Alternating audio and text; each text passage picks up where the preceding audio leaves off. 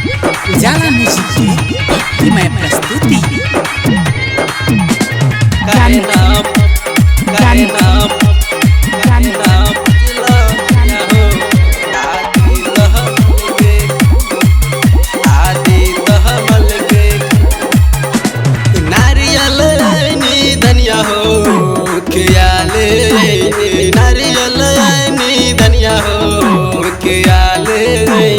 काहे ना बुझला धनिया हो, काहे ना बुझला धनिया हो, आदि तहमल के काहे ना बुझला धनिया हो, आदि तहमल के। ज्ञान मिक्सिंग काहे ना बुझला, काहे ना बुझला धनिया हो, आदि तहमल के, आदि तहमल के, आदि तहमल के। छीटहवाल है धनिया हो, ओ सुपहवाल धनिया हो, धनिया हो। छीटहवाल है धनिया हो, ओ सुपहवाल धनिया हो।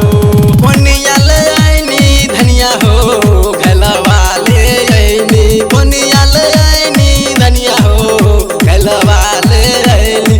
काहे ना अर्घा देला हो, काहे ना अर्घा देला हो, सूरज देव के काहे ना अर्घा देला हो, सूरज देव के।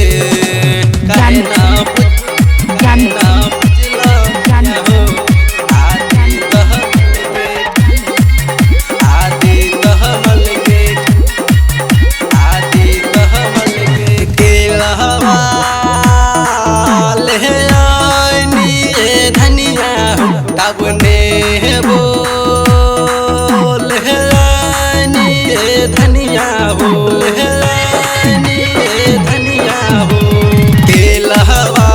केलहवाल है आईनी धनिया हो, तब ने बोल है आईनी धनिया हो। पियरी ले आईनी धनिया हो, लहठी ले आईनी, पियरी ले आईनी धनिया हो, लहठी ले आईनी।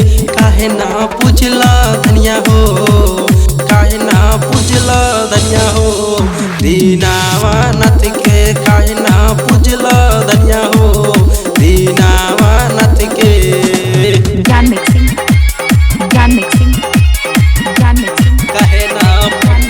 काहे ना बुझला धनिया हो, आदि तहमल के, आदि तहमल के, आदि तहमल के। राइट